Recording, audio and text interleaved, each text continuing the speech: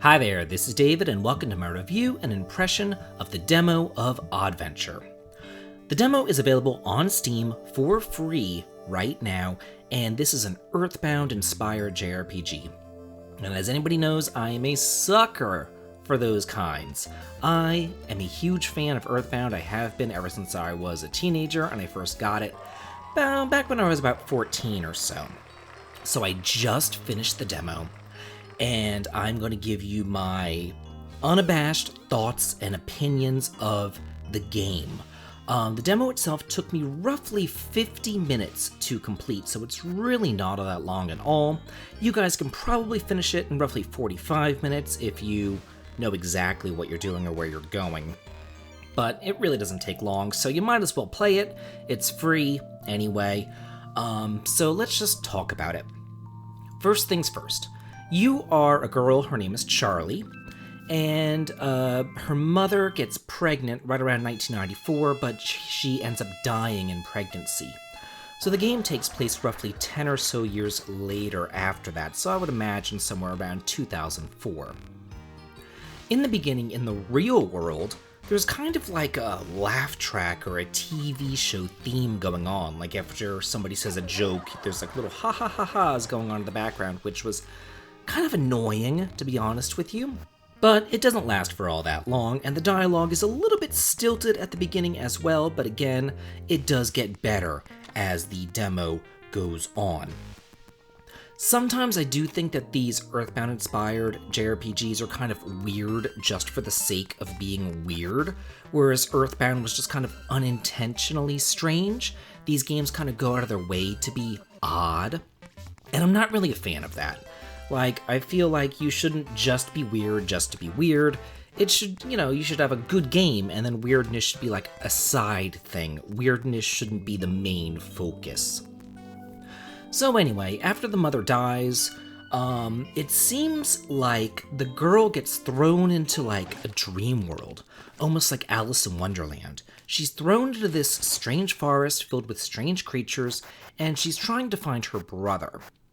Along the way, you'll run into a save point, and each save point has like a different book quote or a poetry quote or even song lyrics. It's kind of random.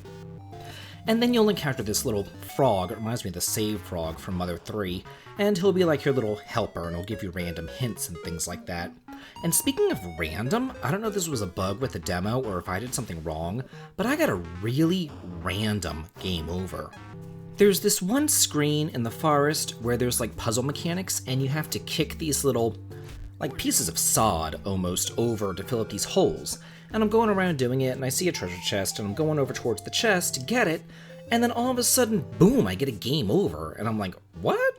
But thankfully, there was a save point right before that happened, so that was pretty good. Also, it's at this point that I did notice that the attention to detail was through the roof. There's a lot of descriptive dialogue. You can go around and examine just about anything and everything and get descriptions for it. And you'll even be like crushing flowers as you go through the forest and picking up random items such as pebbles or acorns or pine cones, which you can end up using in battle. The menu system, though, is kind of clunky and not intuitive and not really easy to use. I'm sure that they'll improve that in the final product. Again, this is just a demo, but the menu does need some work.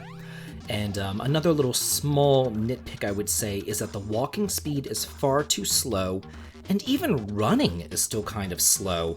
But honestly, running should be the default. You shouldn't have to hit a button in order to run. You should just run by default. So battles are on-screen encounters, and your main hero, Charlie, ends up using consumables to fight. She can't just like punch somebody in the face.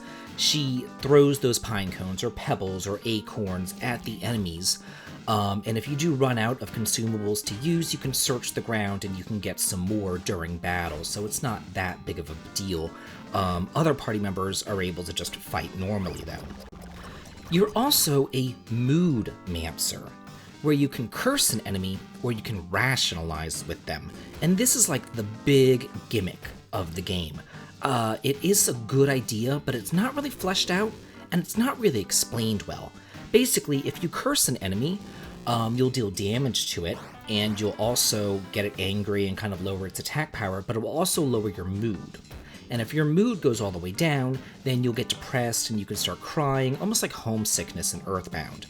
You can rationalize with an enemy, and then eventually, like, they'll get so happy that they'll just saunter off and leave you alone. I never did that. I just cursed them out, and then I murdered them, because I'm a horrible human being. The battles themselves, though, can be long and drawn out, and there's lots of status ailments happening back and forth, because you're continually trying to attack, trying to curse, trying to then comfort, so you're basically trying to lower the enemy's moods, but you're also lowering your mood at the same time, so then you have to use other party members to comfort yourself to raise your mood up. There's a lot of, like, looking at the various meters going on to try to keep everybody in some sort of equilibrium. Also, at the top of the battle screen, there is a turn order system akin to Final Fantasy X. So there are a lot of good ideas. However, this being a demo, some of them are poorly implemented. The enemies are pretty difficult. I wish that they would kind of tone down the HP amounts of the enemies. But overall, it's very cute. I did enjoy my time with it. I do wish the developers well. And it ends on kind of a strange note because they plugged their own Kickstarter. And yeah, if you like this, make sure that you go to Steam, you download the free demo, and you support them on Kickstarter if you want to. I personally really enjoyed my 45 or so minutes with this demo, and I hope that you guys do too. And have a good day.